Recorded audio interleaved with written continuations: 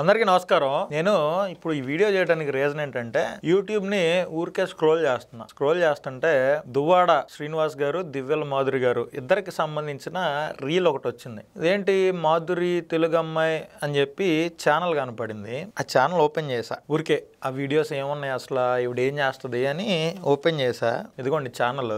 ఇది బేసిక్ గా monitor match చేస్తే స్ట్రైక్ పడిద్దామని ఇట్లా వీడియో చేయడం జరిగింది. ఈ ఛానల్ లోపలికి వెళ్ళి మాధురి గారు ఏం చేశారు, అసలు ఈ 93,700 మంది సబ్స్క్రైబర్స్ ఉన్నారు, ఏం జరుగుతుంది ఛానల్లో అని చెప్పి చూస్తే సాంబార్ గాయటం ఎలా అని చెప్పి ఆవిడ ఒక వీడియో చేస్తే సీరియస్లీ 6,02,000 మంది వీడియో చూశారు. నాటుకోడి కూర ఎలా వండాలని చెప్పి ఆవిడ వీడియో చేస్తే 4,44,000 మంది చూశారు. ఎందుకంటే విచిత్రం ఏంటంటే వాలంటీర్ అని ఒక సినిమా తీసింది మాధురి గారు. ఎవరు హీరో అంటే దువ్వాడ శ్రీనివాస్, ఎమ్మెల్సీ, వైఎస్ఆర్ కాంగ్రెస్ పార్టీ. అది అసలు ఏ సినిమా అని ఓపెన్ చేశా. ఫస్ట్ నా దైవం వైఎస్ జగన్మోహన్ రెడ్డి గారికి సమర్పిస్తాడంట దాన్ని. ఆ యాక్షన్ సీక్వెన్సెస్, ఆ ఫైట్స్, అబ్బో మామూలుగా నవ్వుకోలేదు నేను.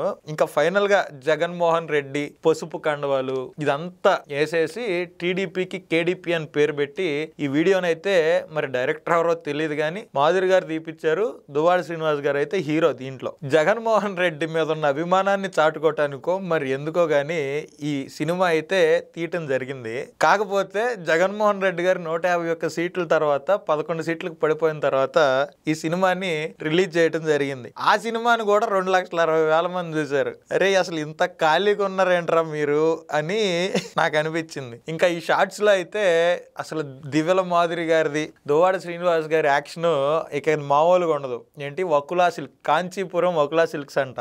ఆ ప్రమోషన్ అంతా వీళ్ళే సొంతగా చేసుకున్నారు. బయట ఇన్ఫ్లుయెన్సర్లు ఎందుకు పిలవాలి, వాళ్ళకి ఎందుకు డబ్బులు ఇవ్వాలనుకున్నారు ఏమో తెలియదు కానీ వీళ్ళే చేసుకుంటున్నటువంటి పరిస్థితి.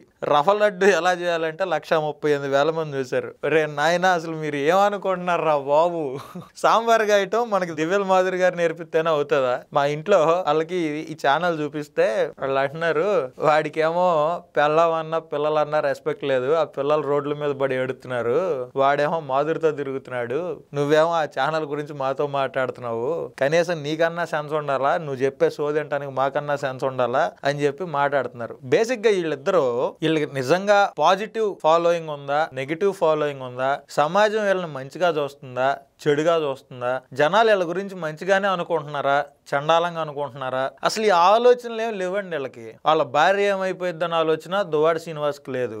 అసలు వాళ్ళ భార్య పిల్లల పరిస్థితి ఏంటి అని కనీసం ఒక ఆడపిల్లగా, ఒక మహిళగా మాధురి గారు ఆలోచించాలి. ఆ ఆలోచన కూడా ఆవిడ చేయట్లేదు. వీళ్ళిద్దరు చట్టా పట్టాలు వేసుకొని ఏందో 16 ఏళ్ల బాలకుమారి లాగా ఈవిడ, 18 ఏళ్ల నవయవనుడిలాగా ఆయన చేతులు వేసుకొని తిరుగుతున్నారు.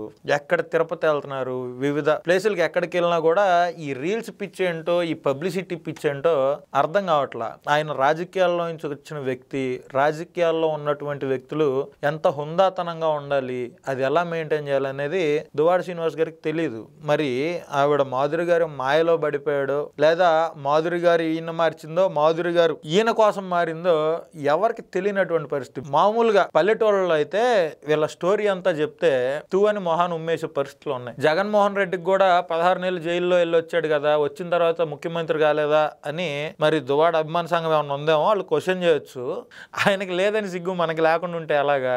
మరీ దారుణంగా అసలు సాంబార్ అంటే 6 లక్షల మంది చూసేది ఏంటండి బాబు, నాటుకోడి ఎలా చేయాలంటే 4,44,000 మంది చూశారు. అసలు ఈ సమాజం ఎటుపోతుంది, ఈ సోషల్ మీడియా ఎటు వెళ్తుంది, అసలు ఏం జరుగుతుంది ఏమి తెలియనటువంటి పరిస్థితి. ఇంత దారుణంగా ఈ సోషల్ మీడియా, ఈ యూట్యూబ్ ఛానల్, ఈ యూట్యూబ్ చూసే జనాలు కూడా ఎందుకు తయారయ్యారో అర్థం కానటువంటి పరిస్థితి. వాళ్ళకి ఎవరన్నా చెప్పే ప్రయత్నం చేయండి. వాళ్ళు ఎందుకంటే వాళ్ళు ఎక్కడ ఉంటారో, వాళ్ళ అడ్రస్ ఏంటో ఎవరికి తెలియదు. ఒకవేళ బాగా తెలిసిన వాళ్ళు ఎవరన్నా ఈ వీడియో చూస్తే వాళ్ళకి కొంచెం చెప్పే ప్రయత్నం చేయండి. మనుషుల్లాగా బిహేవ్ చేయమని, కుటుంబాలని సరిగా పట్టించుకోమని, కుటుంబాలను రోడ్ల మీద వదిలేసి వీళ్ళిద్దరేదో కొత్తగా పెళ్ళైన జంటలాగా హనీమూన్ ట్రిప్పులు తిరిగినట్టు తిరుగుతున్నారు. జనాలందరూ చేదరించుకుంటున్నారు.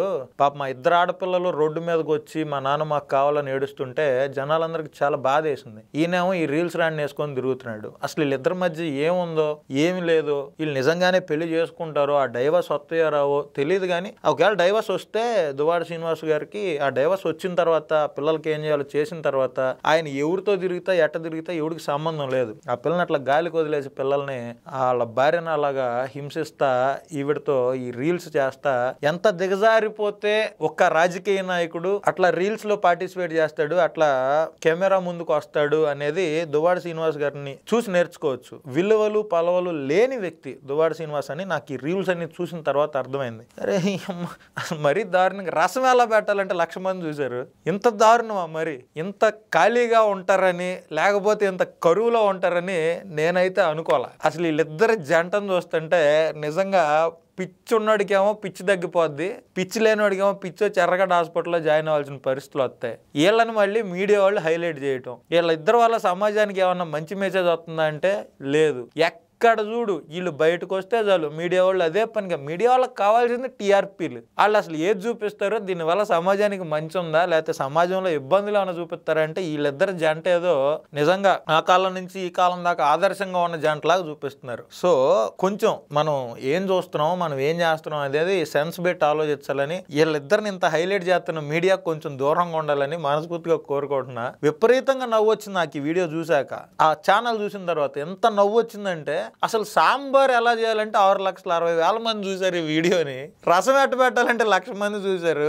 అరే వెళ్ళి మీ అమ్మల్ని అడగండి, లేకపోతే ఇంట్లో పిల్లలుంటే వాళ్ళని అడగండి. సాంబార్ ఎలా చేయాలో, రసం ఎలా చేయాలో, నాటుకోడి ఎలా వండాలో కేవలం ఆ మాధురి గారి దగ్గరే ఎందుకు చూడాలనిపించిందిరా మీకు? నాకు అర్థం కావట్లేదు. దీనికి ఆన్సర్ చెప్పండి. నమస్కారం, నాకు నవ్వు ఆగట్లే.